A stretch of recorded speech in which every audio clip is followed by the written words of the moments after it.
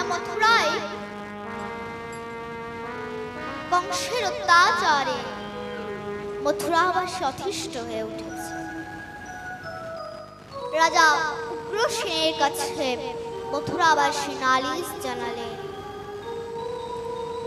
তারা মথুরায় থাকতে পারছে।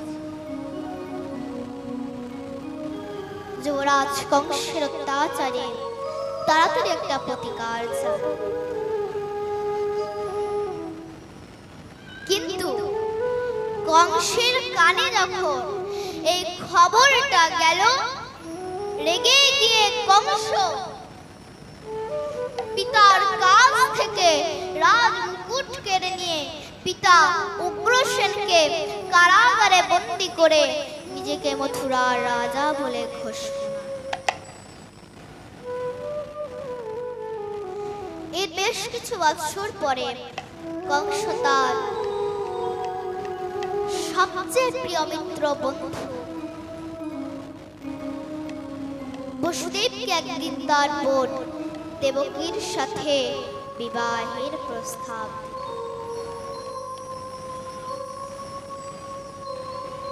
তো বসুদেবের কথা শুনে সে কিছুতেই রাজি হতে চাইলেন না।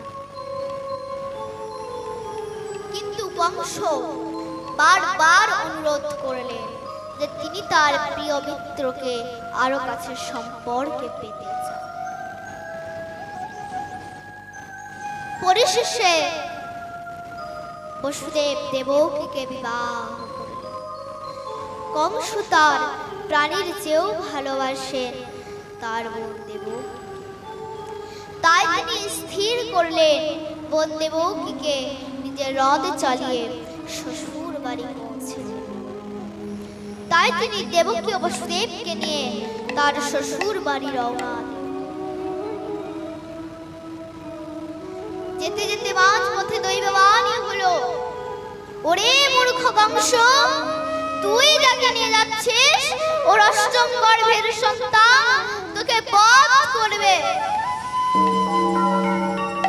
এই দৈববাণী শুনে কংস তখন দেবকীকে হত্যা করতে উদ্যত হলো।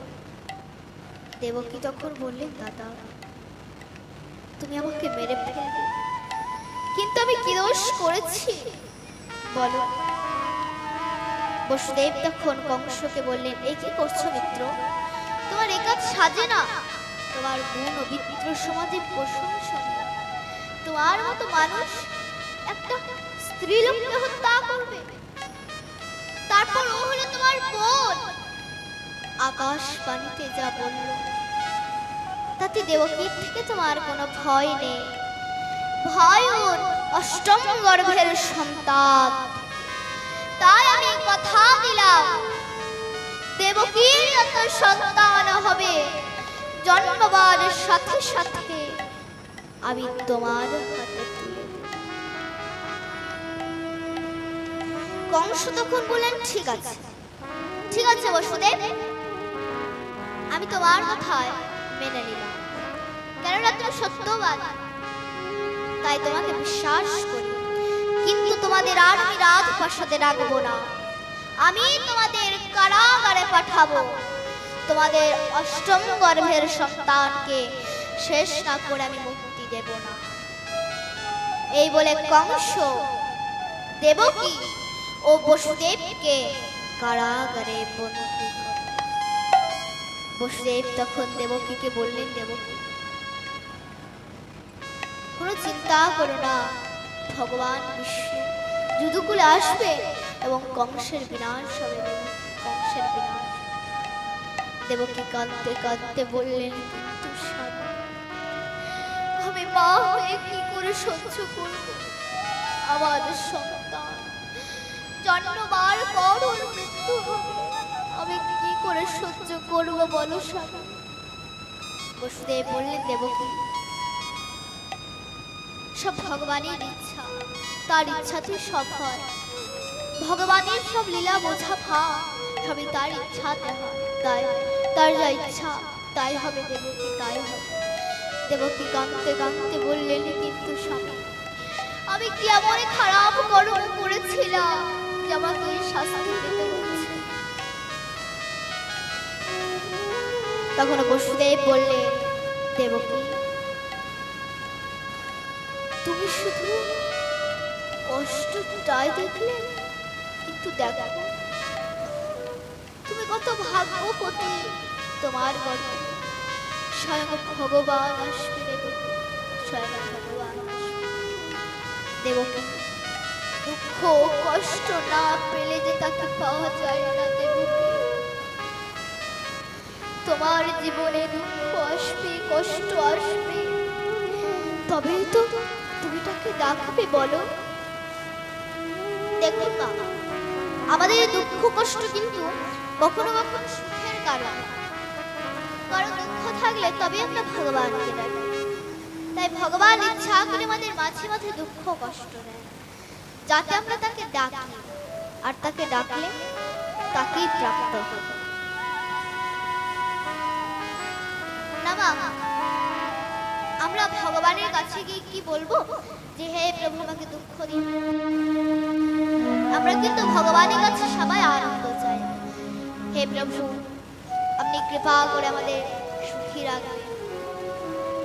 আমরা অনেকে আনন্দে থাকতে চাই, কিন্তু এই দুঃখ কষ্ট চেয়েছিলেন কে? মহাভারতের কুন্তি পিসি। মহাভারতের কুন্তি মায় দুঃখ কষ্ট চেয়েছিলেন। না, মহাভারতের কুরুক্ষেত্রে যুদ্ধ হওয়ার পর হস্তিনাপুরের রাজা হন ধর্মরাজ যুধিষ্ঠির। যুধিষ্ঠির রাজা হওয়ার পর ভগবান আমার রথে চেপে কুন্তি পিসিমাকে ডাকছে, পিসিমা এদিকে শোনো। পিসিমা, তুমি সারা জীবন কতই না কষ্ট করেছো, কতই না দুঃখ পেয়েছো। পিসিমা, সারা জীবন এত দুঃখ কষ্ট করার পর আজ তুমি রাজমাতা হয়েছো। তোমার ছেলে হস্তিনাপুরের মস্ত বড় রাজা হয়েছে। পিসিমা, তোমার সারা জীবনের দুঃখ কষ্ট দূর হয়ে গিয়েছে। পিসিমা, পিসিমা, এবার তুমি আমায় বিদায় দাও, এবার আমি যাই। কুন্তি পিসিমা মনে মনে ভাবছে যে কৃষ্ণ যখন আমাকে ছেড়ে ঘরে যেত, তখন বলতো যে পিসিমা আমি আসি, আর এখন বলছি যাই। মানে কৃষ্ণ কি আর আমার কাছে ফিরে আসবে না? তোমা, আসি শব্দ কথা অর্থ কি? সে আবার আসবে, আর যায় মানে সে আর কখন আসবে। তাই কৃষ্ণ বলছে, পিসিমা আমি যাওয়ার আগে তোমাকে দুটো বর দিয়ে যাব। বলো পিসিমা, তুমি কি বর চাও? বলো। কুন্তি পিসিমা বলছে, কৃষ্ণ তুমি আমায় বর দিতে চাও? কৃষ্ণ, তুমি যদি আমায় বর দিতে চাও তবে আমাকে এই বর দিয়ে যাও। এই রাজ সিংহাসন পরিত্যাগ করে যে কটা দিন আমি এই জগতে বেঁচে থাকবো, এই জগতে যত দুঃখ কষ্ট বেদনা আছে সব তুমি আমায় দিয়ে যাও। কৃষ্ণ, সব তুমি আমায় দিয়ে যাও। যে সুখ পেলে কৃষ্ণ হারা হতে হয়, যে সুখের মধ্যে কৃষ্ণ নেই, চাই না আমি সেই সুখ। কৃষ্ণ চাই না আমি সেই সুখ। পাশে দাঁড়িয়ে আছে ভীম। ভীম বলছে, মা সারা জীবন এত দুঃখ কষ্ট করার পর তোমার কি স্বাদ মেটেনি? মা তুমি আবার কেন কৃষ্ণের কাছে দুঃখ কষ্ট চাইছো? বলো মা। মা সারা জীবন এত দুঃখ কষ্ট করার পর সবে মাত্র দাদা রাজা হলো, একটু সুখের আভাস পেলাম। মা তুমি আবার কেন কৃষ্ণের কাছে দুঃখ কষ্ট চাইছো বলো মা? কুন্তী পিসিমা বলছে, ওরে কৃষ্ণ, ওরে ভীম, এতদিন দুঃখ কষ্ট ছিল বলে কৃষ্ণ আমাদের সাথে ছিল, তোদের মতো বন্ধুর মতো ছিল। আজ একটু সুখের আভাস পেতে না পেতে কৃষ্ণ আমাদের ছেড়ে চলে যাচ্ছে বাবা। বল বাবা, ওই সোনার সিংহাসনে বসে, ওই রাজ সিংহাসনে বসে কৃষ্ণকে হারানো ভালো নাকি কৃষ্ণকে সাথে নিয়ে জঙ্গলে থাকা ভালো? বল বাবা। কুন্তী পিসিমা যুধিষ্ঠিরকে বলছে, যুধিষ্ঠির নেমে আয় বাবা ওই সিংহাসন থেকে। ওই সিংহাসনে বসলে যে সারা জীবনের মতো কৃষ্ণ হারা হতে হবে। এত বড় ত্যাগ দেখে ভগবান আমার রথ থেকে নেমে কুন্তী পিসিমাকে জড়িয়ে ধরে বলছে, পিসিমা তুমি আমাকে এত ভালোবাসো যে আমার জন্য তুমি তুমি রাজ সিংহাসন ত্যাগ করতে চাও? পিসিমা, আমি তোমার ভালোবাসায় বাধা পড়ে গেলাম। এবার যখনই তুমি আমায় ডাকবে আমি তোমার কাছে চলে আসবো পিসিমা, আমি তোমার কাছে চলে আসবো। তাই মা, ভগবানকে পেতে গেলে কিছু ত্যাগ করতে হয়, ত্যাগ না করলে মা ভগবানকে পাওয়া যায় না। নিতাই গৌর সীতানাথ প্রেমানন্দে হরি হরি।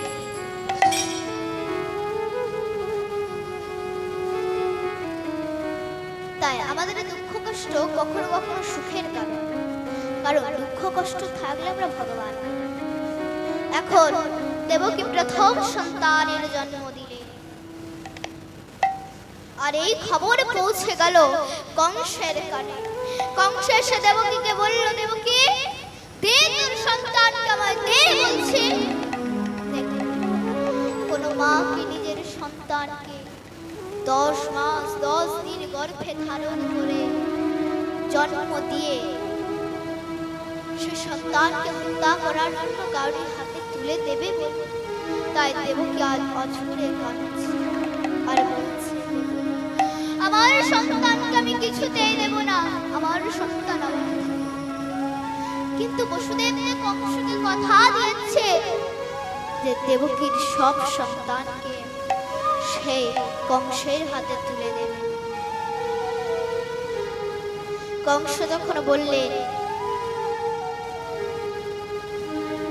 যে বসুদেব তুমি প্রতিজ্ঞাবদ্ধ, দেবকীকে বলো তোমার সন্তানকে আমার হাতে তুলে দিতে, বলো বলছে। বসুদেব বললেন, দেবকী দিয়ে দাও আমাদের সন্তানকে, বলছি দিয়ে দাও।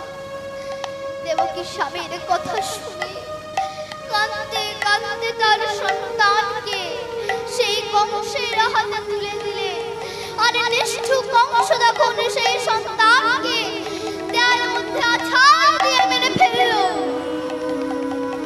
এইভাবে পর পর দেবকীর 6টি সন্তানকে কংস দেওয়ালে আছাড় দিয়ে মেরে ফেলেছে। এখন ভগবান শ্রীহরি আবার যোগমায়াকে স্মরণ করে বললেন, হে দেবী, কংসের অত্যাচারের সীমা ছাড়িয়ে গিয়েছে, তাই তুমি অতি শীঘ্র পৃথিবীতে যাও। ওখানে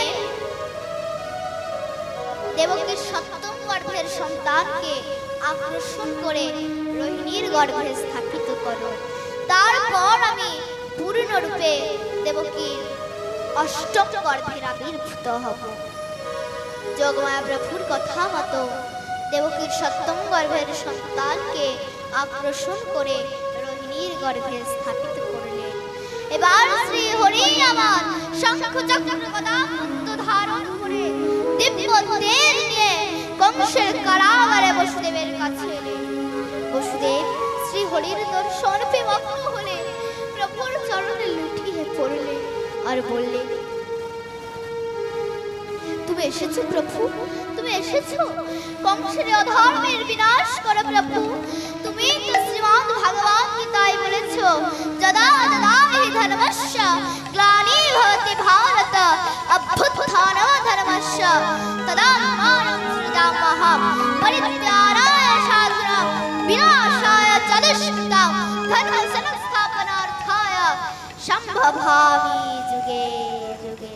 निताय गौरसुतानन्द प्रेमानन्दे हरि সম্ভবামি যুগে যুগে,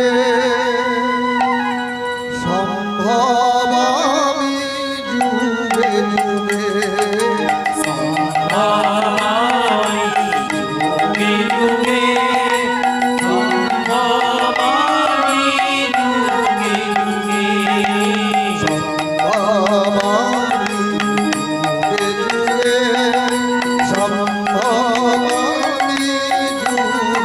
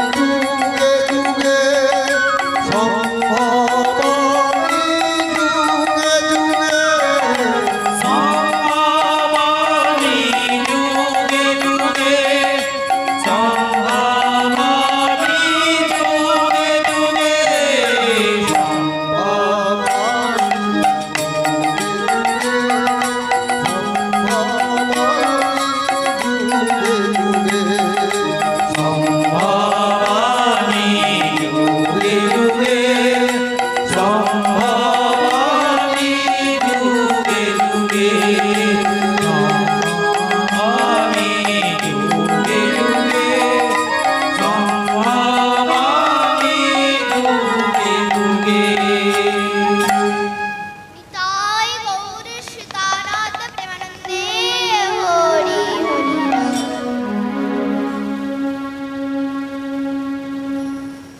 তাই যেন হয় প্রভু, তাই যেন। যখন ধর্মের হানি হয় তখন ভগবান এসে সাধুদের উদ্ধার করে আর দুষ্টদের বিনাশ করে। তাই যেন হয় প্রভু, তাই যেন। ভগবান বসুদেবকে বললেন, শোনো বসুদেব, আমি এখন ছোট্ট শিশুরূপ ধারণ করছি। এখন আমাকে নিয়ে গোকুলে নন্দের গৃহে চলো। আর ওখানে যশোদায় কন্যা জন্ম দিয়েছে, তুমি তাকে নিয়ে কারাগারে চলে এসো। আর দেবী যোগমালীলায় তোমাদের সকল প্রকার সাহায্য করবে। এই বলে ভগবান আমার ছোট্ট শিশুরূপ ধারণ করবে। তোমার কখন ভগবান আবির্ভূত হয়েছে? ভাদ্র মাসে কৃষ্ণপক্ষে অষ্টমীর তিথি রোহিণীর নক্ষত্রে রাত্রি 12টায় আমার ভগবান শ্রীকৃষ্ণ জন্মগ্রহণ করলেন। এবার ভগবান আমার ছোট্ট শিশুরূপ ধারণ করলেন। আর দেবী যোগমায়ার দ্বারা বসুদেবের হাতে পায়ে শিকল খুলে গেল, কারাগারের দরজা খুলে গেল, প্রহরীরা সব মিথ্যা মগ্ন হয়ে গেল। ভগবান জন্ম নিলেন, ওপর থেকে দেব দেবীগণ প্রভুর শিশু রূপ দর্শন করে পুষ্প বৃষ্টি করতে লাগলেন। নিতাই গৌর সীতানাথ প্রেমানন্দে হরি হরি। এবার প্রহরীরা সব নিদ্রামগ্ন হয়ে আছে। এমন সময়ে বসুদেব ভগবানকে একটা টুকরির মধ্যে রেখে মাথায় করে নিয়েছে। এবার বসুদেব যখন যমুনার কাছে এসেছে, বসুদেব মনে মনে ভাবছে যে এখন আমি কি করে যমুনা পার হব। তখন দেখতে পেল যে একটা শিয়াল পেরিয়ে যাচ্ছে। বসুদেব মনে মনে ভাবছে, শিয়াল যখন পেরোতে পারছে তাহলে আমি পেরোতে পারবো না। এই বলে সে শিয়ালের পিছন পিছন হাঁটতে লাগলো। তোমার শিয়াল কে ছিল গো? দেবী যোগমায়া। এবার বসুদেব যখন যমুনা পার হচ্ছে তখন হঠাৎ করে ঝড় বৃষ্টি আরম্ভ হলো। এবার ভগবানের অঙ্গে যেন জল না পড়ে তার জন্য শেষনাগ প্রভুকে ঘিরে ঘিরে বসুদেবের পিছন পিছন হাঁটতে লাগলো।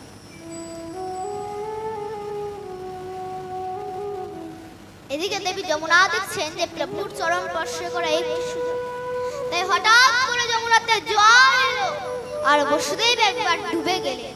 তখন দেবী যমুনা ভগবানের চরণ স্পর্শ করে ধন্য হলেন। এরপর বসুদেব ভগবানকে নিয়ে গোকুলে নন্দের গৃহে এলেন এবং ওখানে ভগবানকে রেখে দিয়ে এসে সেই কন্যার সন্তানকে নিয়ে আবার মথুরায় কারাগারে ফিরে। আবার দেবী যোগমায়ার দ্বারা বসুদেবের হাতে পায়ে শিকল লেগে গেল, আবার কারাগারের দরজা বন্ধ হয়ে গেল। এরপর কংসের কাছে খবর গেল যে দেবকী অষ্টম গর্ভের সন্তান প্রসব হয়েছে। এই শুনে কংস দৌড়ে কারাগারে এসে দেখলেন যে দেবকীর কন্যা সন্তান হয়েছে। তখন কংস হুঙ্কার দিয়ে বললেন, এ কি, এটা কি করে সম্ভব? দেবকীর অষ্টম গর্ভের সন্তান তো পুত্র হবার কথা ছিল, কিন্তু এটা তো দেখছি কন্যা সন্তান। তবে যাই হোক না কেন আমি একে হত্যা করব।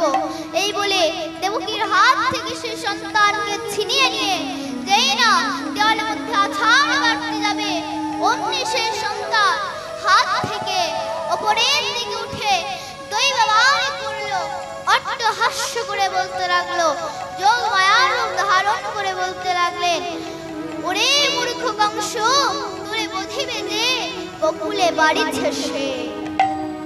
মানে তোকে যে বধ করবে সে গোকুলে জন্ম নিয়েছে।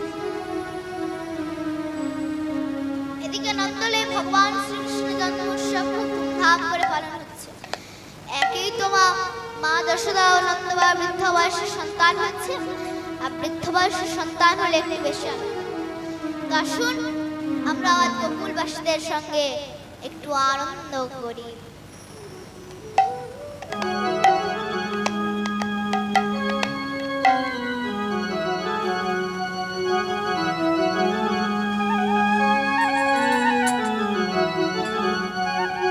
নন্দ বড়ই ভাগ্যবান, নন্দের আলোয় এলো স্বয়ং ভগবান। নন্দ বড়ই ভাগ্যবান, নন্দের আলোয় এলো স্বয়ং ভগবান। নন্দ বড়ই ভাগ্যবান, নন্দের আলোয় এলো স্বয়ং ভগবান।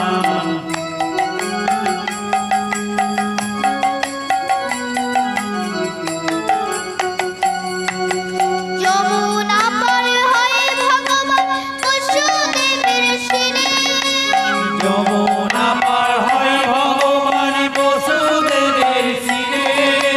যমুনা পার হয়ে ভগবান বসুদেবের শিরে।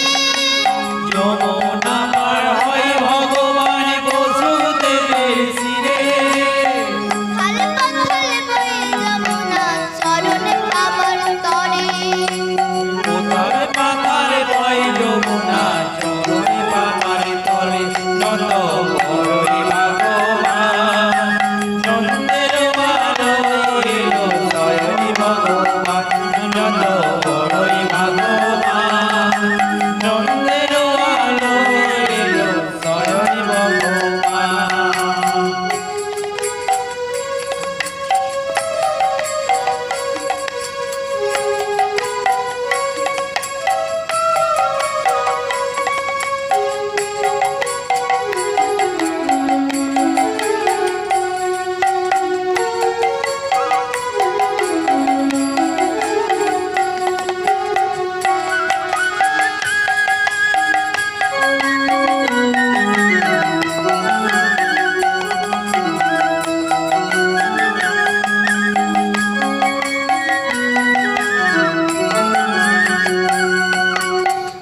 আনন্দে উলুধ্বনি করে নাচে গান।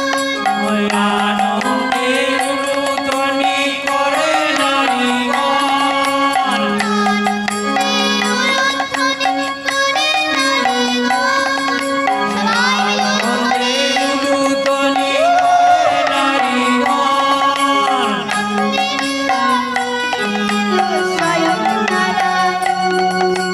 নন্দের আলোয় এলো স্বয়ং নারায়ণ। নন্দ বড়ই ভাগ্যবান, নন্দের আলোয় এলো স্বয়ং ভগবান। নন্দ বড়ই ভাগ্যবান, নন্দের আলোয় এলো স্বয়ং ভগবান।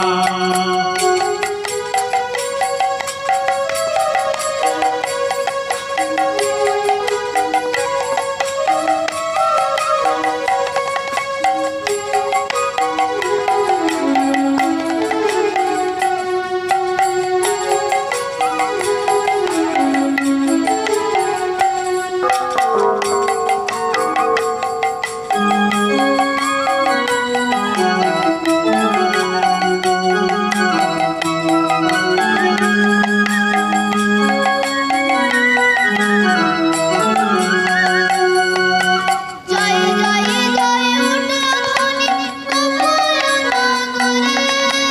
জয় জয় জয় উলুধ্বনি গোকুল নগরে। জয় জয় জয় উলুধ্বনি গোকুল নগরে। জয় জয় জয় উলুধ্বনি গোকুল নগরে। স্বর্গে নাচে দেবগণ কালিয়া পড়ে। স্বর্গে নাচে দেবগণ কালিয়া পড়ে। নন্দ বড়ই ভাগ্যবান, নন্দের আলোয় এলো স্বয়ং ভগবান। নন্দ বড়ই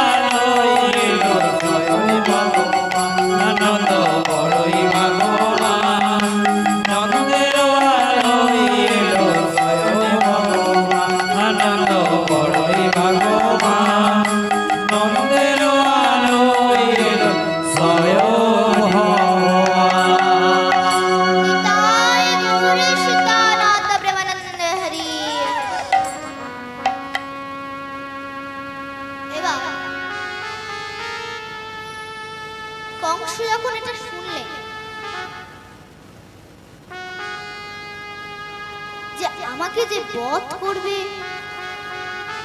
সে গোকুলে আছে।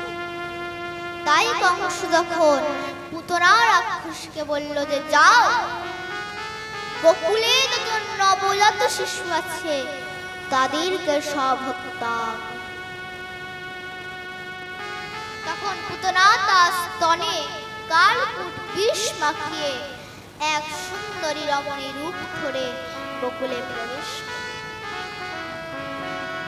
আর যত নবজাত শিশু ছিল সবাইকে সে তার কালকূট বিষ মাখানো স্তন পান করাতে লাগলো। এইভাবে সে সব নবজাত শিশুকে হত্যা করতে লাগলো। এরপর যখন নন্দরায় গিয়ে ভগবান শ্রীকৃষ্ণকে নিজের স্তনপান করাতে গেলেন, তখন ভগবান পুতনার শরীরে যত রক্ত ছিল সব তিনি পান করে নিলেন, আর পুতনার মৃত্যু হলো। কিন্তু যেহেতু পুতনা ভগবানকে স্তনপান করাতে এসেছিলেন, তাই ভগবান পুতনাকে মা ভেবে তাকে বৈকুণ্ঠ ধাম প্রাপ্ত করলেন। এবার পুতনাকে যখন সৎকার্য করানো হচ্ছে, তখন পুতনার শরীর থেকে সুগন্ধ বেরোচ্ছে। শুনে তো রাজা পরীক্ষিত চমকে গেলেন। রাজা পরীক্ষিত বললেন, হে শুষ্কদেব গোস্বামী, এটি কি করে সম্ভব হতে পারে? এই জগতের সাধারণ মানুষকে পোড়ালেন, তার মধ্যে থেকে দুর্গন্ধ হবে, কিন্তু এটা এক দুষ্ট রাক্ষসী, এর মধ্যে থেকে কি করে সুগন্ধ? শ্রী শুকদেব প্রভু বললেন, পরীক্ষিত, ভগবান তার একবার স্পর্শ করেছে, তার মধ্যে থেকে কি আর কোনো দুর্গন্ধ থাকতে পারে?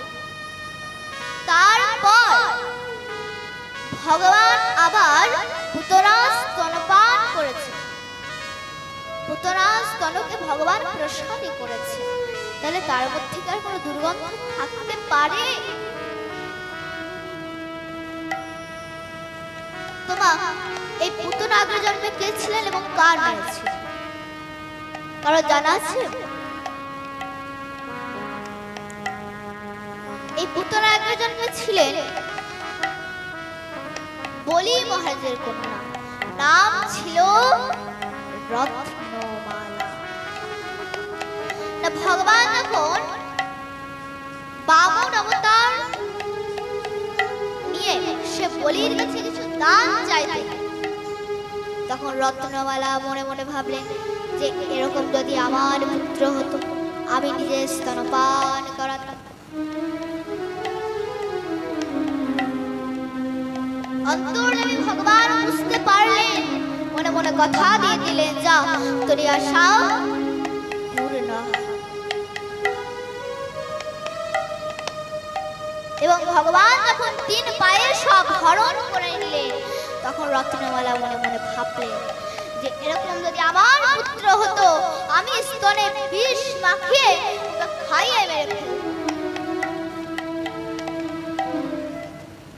অন্তর্যামী ভগবান বুঝতে পারলেন, মনে মনে কথা দিয়ে দিলেন, যাও তোর এ আশা পূর্ণ।